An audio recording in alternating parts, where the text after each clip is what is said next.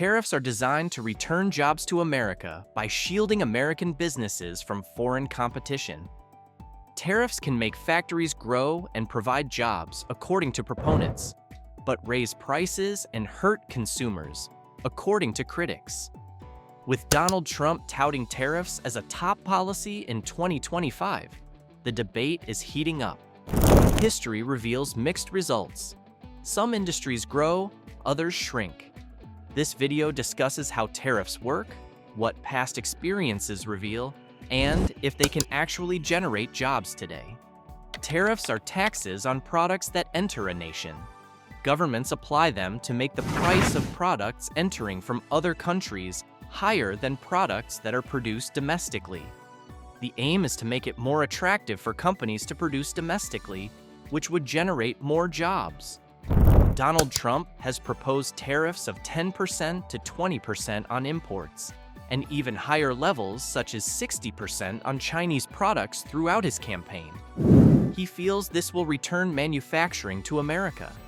History shows how tariffs work, and recent data gives insight into their actual effects.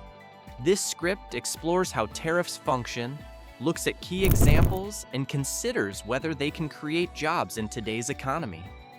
Tariff increases the price of imported goods.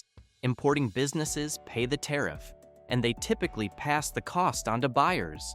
Local manufacturers do not pay the added sum, so they can market their goods for better prices. The setup is supposed to make investing in domestic facilities more attractive and generate more jobs.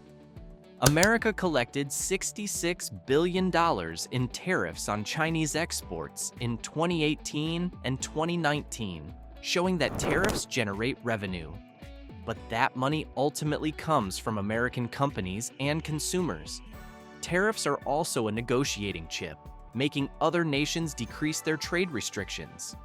Japan and Europe, for instance, impose 100% tariffs on American automobiles, constraining American exports.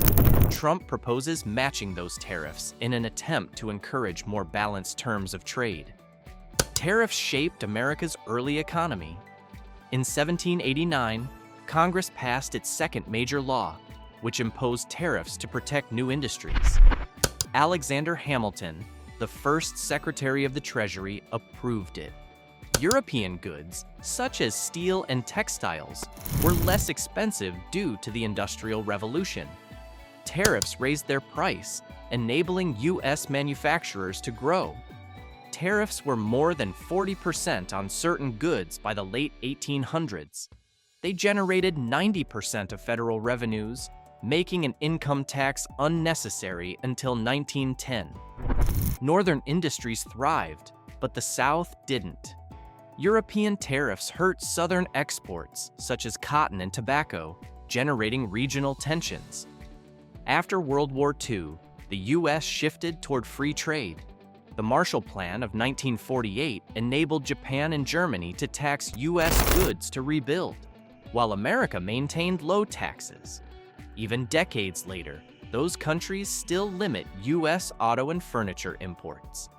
The 1964 chicken tax had long-term effects. A 25% duty on light trucks followed a European poultry embargo against Americans. American car makers, such as General Motors and Ford, watched as pickup truck sales boomed. Foreign producers, Toyota, Honda, and BMW, established factories in the U.S. South, hiring tens of thousands by the 2000s. This shielded the car industry and generated investment. However, limiting competition raised prices and slowed innovation, giving buyers fewer affordable options. Fast forward to 2018, when a tariff landed on washing machines. Prices increased as importers passed the increased costs to buyers. Since domestic producers weren't taxed, they also raised prices to match competitors, making all washing machines more expensive. The result? Buyers paid $1.5 billion more per year, while only 1,800 jobs were created, costing $815,000 per job. Dryer prices also rose, showing ripple effects on similar goods. In 2018, a 25% tariff on imported steel. Steel manufacturing jobs increased, but increases were modest. Steel-using industries, auto, construction, and machinery, saw increased costs. Profit margins decreased, resulting in job losses. Studies show that job losses in industries using steel outweighed the job gains in steel manufacturing. China responded with tariffs on American agricultural products, lowering demand for American exports. America invested $61 billion subsidizing farmers from 2018 to 2020, essentially eliminating tariff income. This cycle illustrates a paradox. Tariffs ignite trade wars, eliminating gains with new costs. Trump claims tariffs will bring back 40 million jobs. John Deere is an example of this idea. In 2024, the company planned to build factories in Mexico, but changed its decision after the threat of tariffs. So, some jobs stayed in the US. Howard Lutnick, a leader of Trump's transition team, supports strategic tariffs, taxing products America can make, but not those it can't. This might encourage companies to build factories in the US. But history from the 2018 tariffs tells a different story. Jobs increased in protected industries, but job losses in other areas often canceled them out. Economists argue that business investments, not tariffs, drive job growth. Higher prices from tariffs can increase company profits and lead to more hiring. But when prices get too high, people buy less, which slows growth. Tariffs raise costs. America buys $3 trillion worth of products every year. A 10% tariff on everything could add billions to shopping costs. Critics liken it to a hidden sales tax. Inflation, already over 3% in 2025, could rise higher. Haskell Makiyama of the European Center for International Political Economy warns that tariffs on China, Canada, and Mexico, responsible for 40% of US imports, would be substantial. Studies show that companies usually pass the full cost of tariffs to consumers. Domestic manufacturers also tend to increase prices, making the problem worse. The 2018 to 2019 tariffs added $80 billion in extra taxes, one of the biggest increases in years. Consumers, not foreign companies, paid for it. The modern economy relies on complex supply chains. Smartphones and cars have parts from many different countries. Tariffs disrupt this system.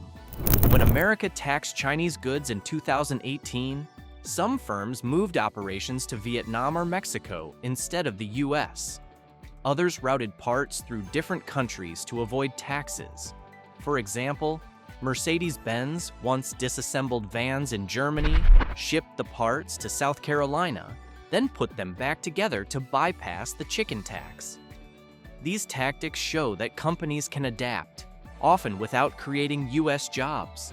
Today's products are more advanced than in the past, and American wages are higher. Bringing all production back to the US is expensive, so firms either accept tariffs or move elsewhere.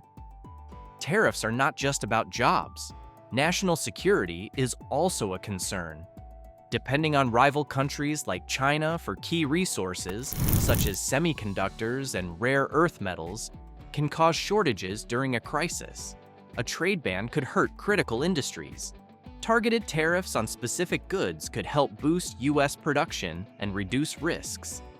In the 19th century, tariffs helped US industry grow when transportation was slow and goods were simple. Today, trade moves fast, and products are more complex.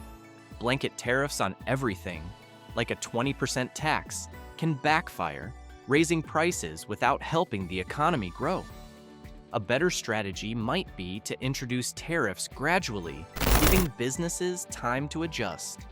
Do you think tariffs create jobs, or do they just increase costs? Let us know in the comments. If you learned something from this video, please like and subscribe for more content on economics and policy.